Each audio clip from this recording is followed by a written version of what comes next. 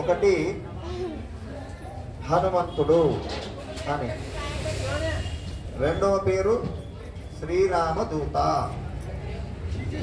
ఆయన పేరు ఎప్పుడైనా సరే గురుం ప్రకాశే ధీమాన్ అంటారు.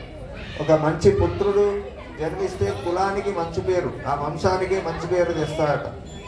అట్లా ఒక మంచి శిష్యుడు ఆ గురువుకు కూడా మంచి పేరు తెస్తాడట. అట్లా ఆంజనేయ స్వామి ఆయన పేరు పెట్టి పిలిస్తే ఆయనకి ఇష్టం ఉండదు.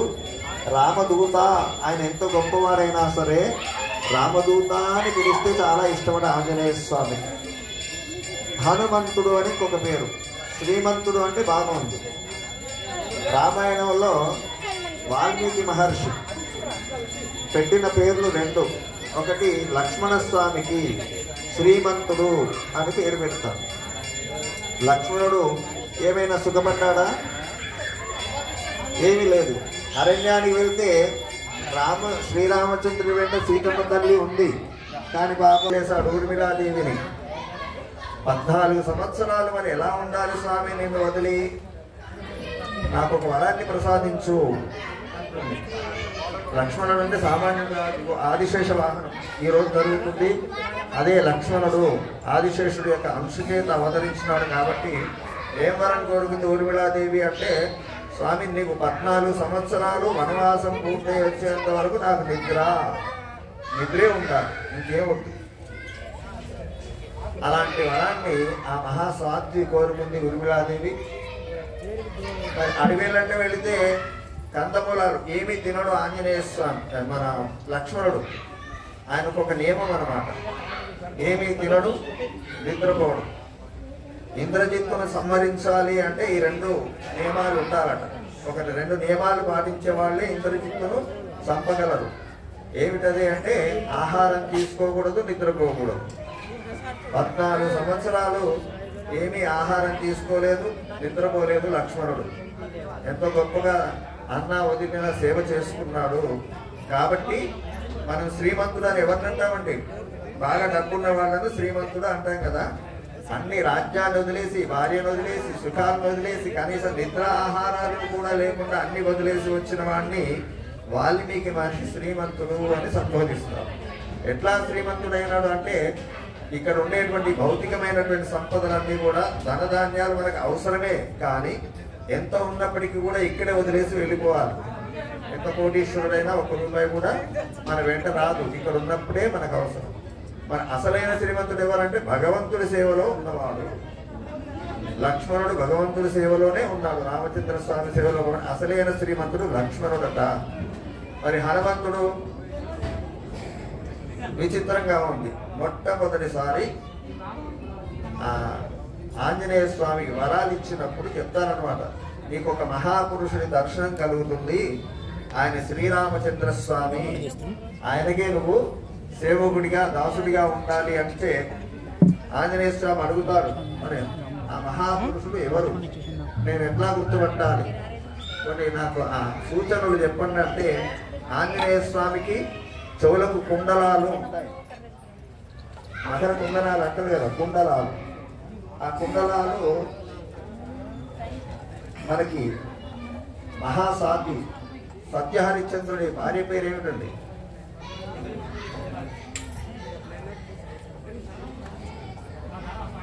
సత్యవతి. సత్యహరిశ్చంద్రుడి భార్య పేరు. ఆమె మాంగళ్యం భర్తకు తప్ప ఎవరికి కనబడదు. అట్లాగే ఆంజనేయ స్వామి చెవులకుండే కుండలాలు రాముడికి తప్ప ఇంకెవరికి కనబడబట. అదొక సూచన. రెండవది ఏమిటి? నేను చూడగానే హనుమా అని పిలుస్తాడు రామచంద్ర స్వామి. అప్పుడు ఆయన రాముడని నువ్వు గుర్తుపట్టని చెప్తే, మొట్టమొదటిసారి రామచంద్ర స్వామి హనుమంతుని పిలిచిన పేరు హనుమా అని. హనుమ అంటే అర్థం ఏమిటంటే గొప్ప దవడలు. హనువులు అంటే దవడలు. ఆ దవడలు గొప్పగా పెద్దగా ఉన్నాయట. ఎందువల్ల అంటే ఇంద్రుడి వజ్రాయుధం వల్ల ఆయనకి దెబ్బ తాకి ఆ దవడలు పెద్దగా అవుతాయి కాబట్టి హనుమంతుడు అని ఆయనకి పేరు. ఆ ఆంజనేయ స్వామి ఇక్కడ వేయించేసి ఉన్నాడు. ఏ దేవాలయంలో చూసినా ఆంజనేయ స్వామికి ఏమి ఇష్టమండి? పూజ చేస్తుంటాం కదా మనం. ఆంజనేయ స్వామికి విశేషంగా ఇష్టమైన పూజలు 2 ఉన్నాయి. ఎప్పుడు చేస్తున్నారు కదా మీరు.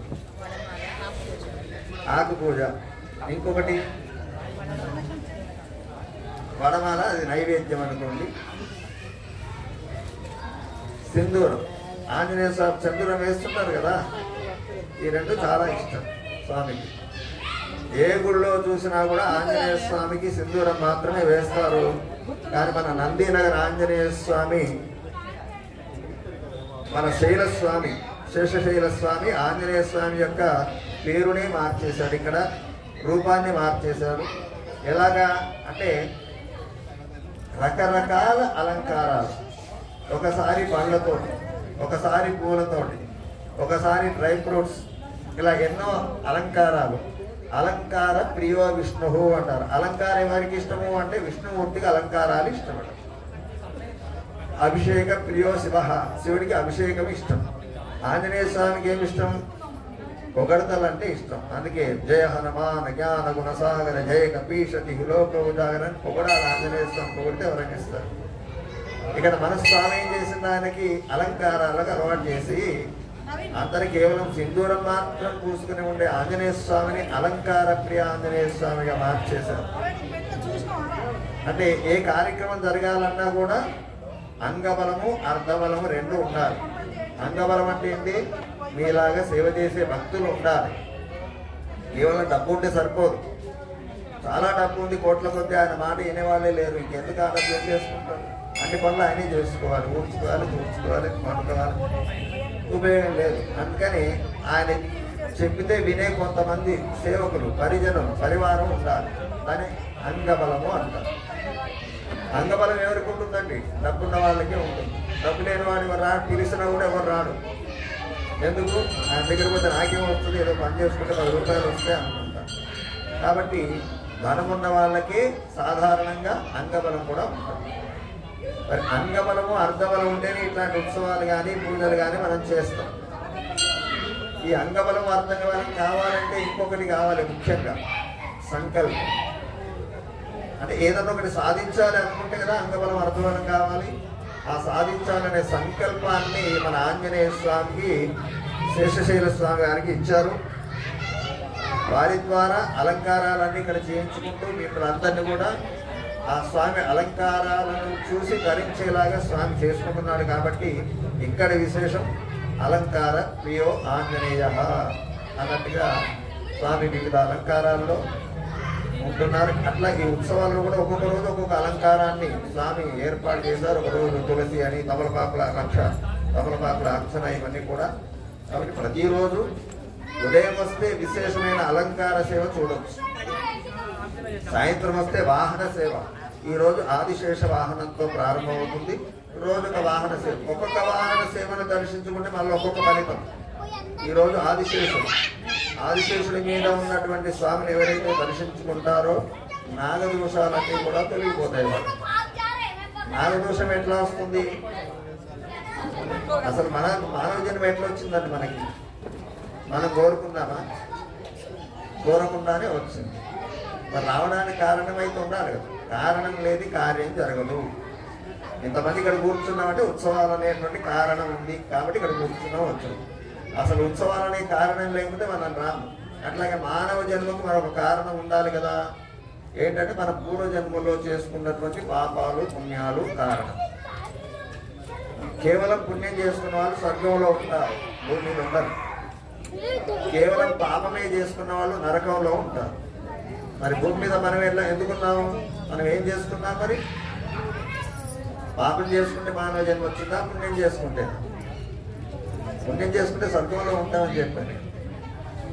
పాపం చేసుకుంటే కూడా నరకంలోనే ఉంటాం, భూమి మీద ఉంటాం. పాపము పుణ్యము రెండూ చేసుకుంటేనే మానవ జన్మ వస్తుంది. అందుకని ఒక్కొక్కప్పుడు కష్టపడుతుంటాం, ఒకప్పుడు సుఖం. అందరికీ మానవులకి ప్రతి జీవికి అది ఉంటుంది అనుకోండి, కష్టాలు సుఖాలు అనేవి. కానీ అవి వాటి బాధను తీర్చుకునే ప్రయత్నం చేయలేవు జంతువులు, జీవులు. వాటికి రెమెడీస్ లాంటివి ఏం తెలియదు, చెప్పేవాళ్ళు కూడా లేరు. మానవుడికి అదొకటి ఉంది.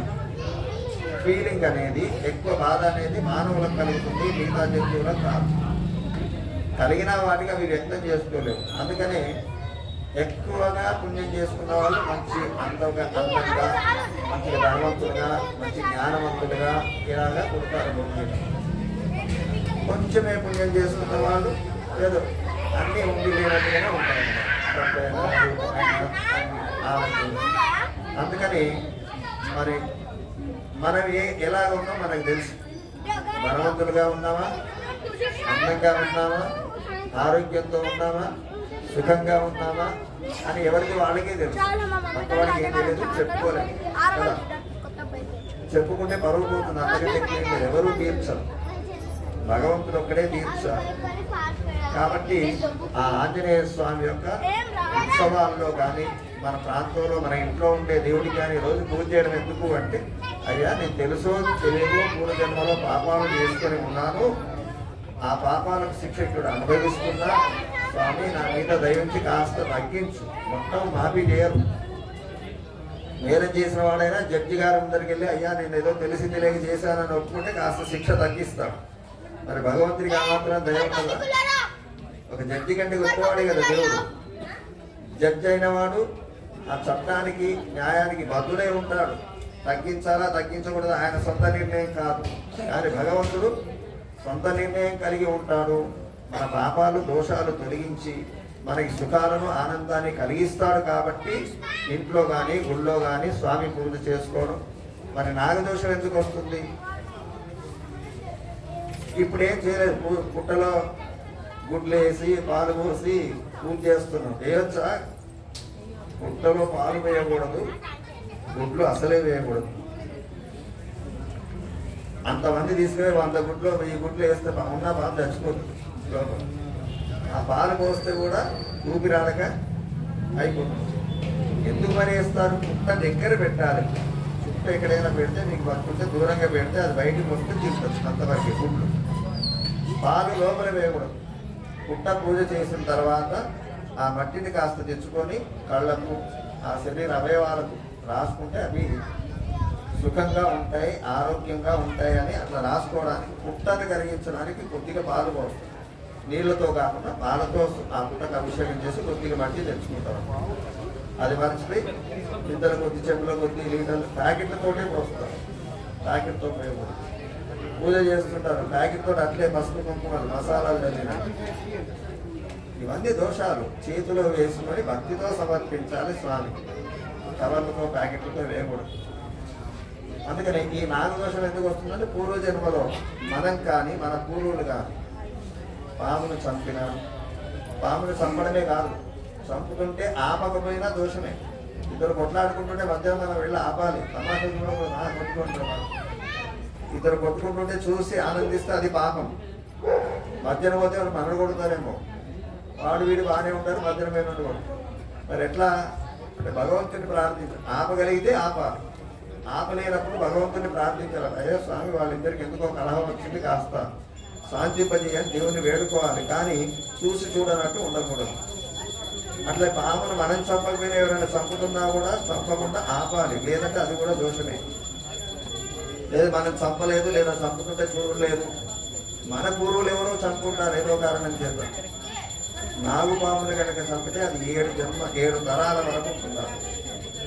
పుణ్యమైన 7 తరాలు ఉంటుంది, పాపమైన 7 తరాలు.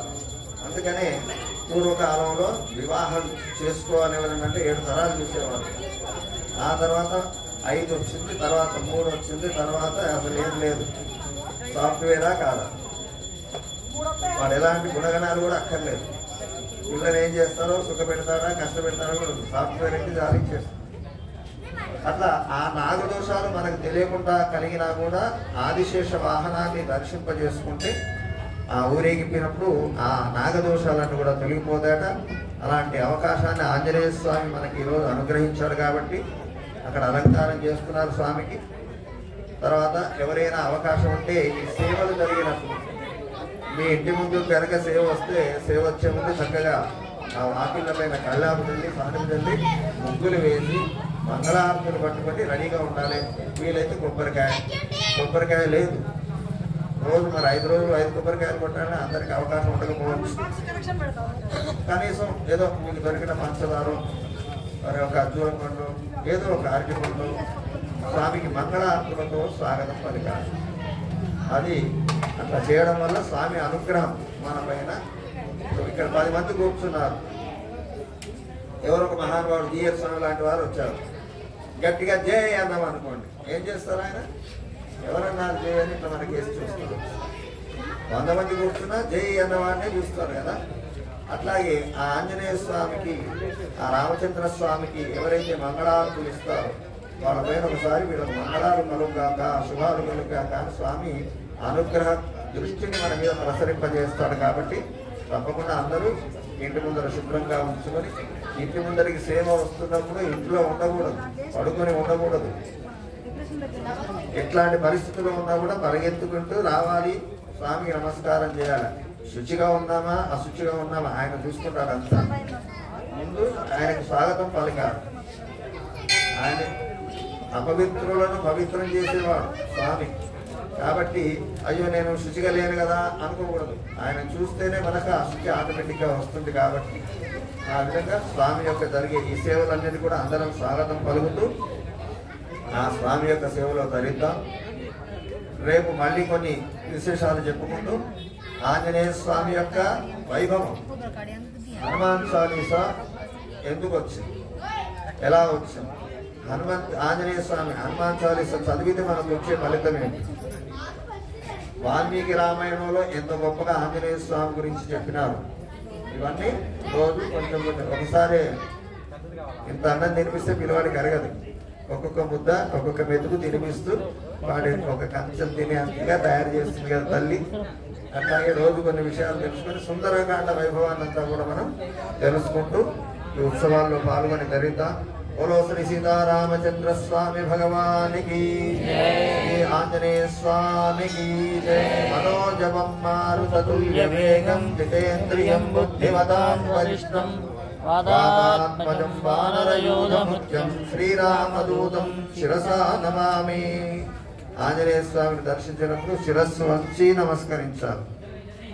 కొందరు అంటారు తల శిరస్సు వంచి నమస్కరించకూడదు, ఆయన పాదాల కింద శనేశ్వరుడు ఉంటాడు, మన నెత్తిలో చేయబడి తప్పు. అది ఒక బ్రాహ్మణుడు కనబడితేనే లేదా మనకంటే వయసులో పెద్దవాళ్ళు కనబడితేనే పాదాలకు నమస్కారం చేస్తాం. మరి ఆయనే రామదూత ఆంజనేయ స్వామి, రామ సీతారాముని తన హృదయంలో బంధించుకున్నవాడు. కాబట్టి ఆంజనేయ స్వామిని దర్శించుకున్నప్పుడు ఆయనకు నమస్కారం చెయ్యకపోతే దోషం, సాష్టాంగ నమస్కారం చేయవచ్చు, తప్పులేదు. ఆయన ఒక గొప్ప భక్తుడు. ఆయన ఎవరికైనా నమస్కారం చేస్తే పాదాలకు చేస్తాం కానీ ఆ పాదాల కింద చెట్టులకు చేయం కదా. ఆయన పాదాల కింద ఏముంటే మనకి ఆయన పాదాలతోనే మనకు.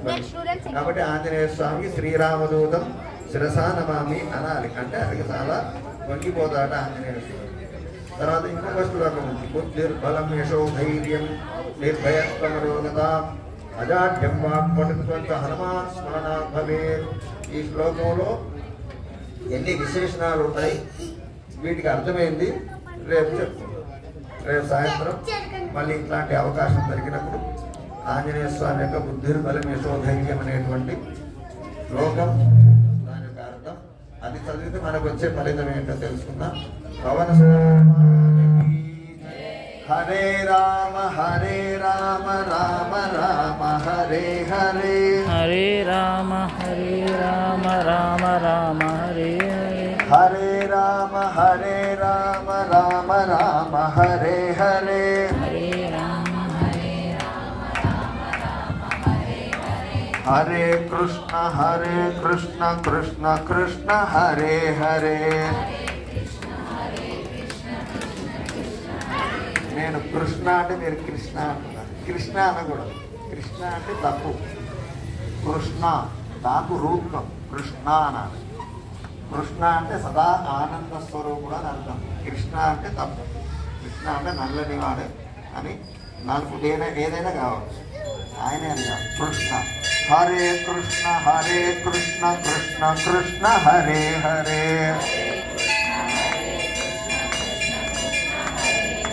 హరే రామ రామ రామ హరే హరే,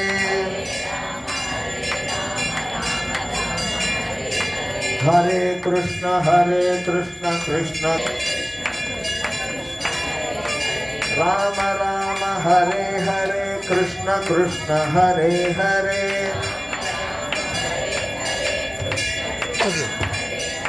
రామ రామ హరే హరే కృష్ణ కృష్ణ హరే హరే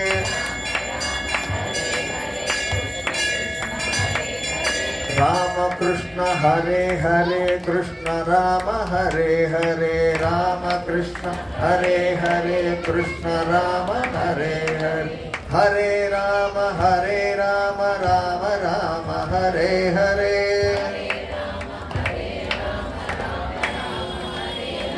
హరే కృష్ణ కృష్ణ కృష్ణ హరే హరే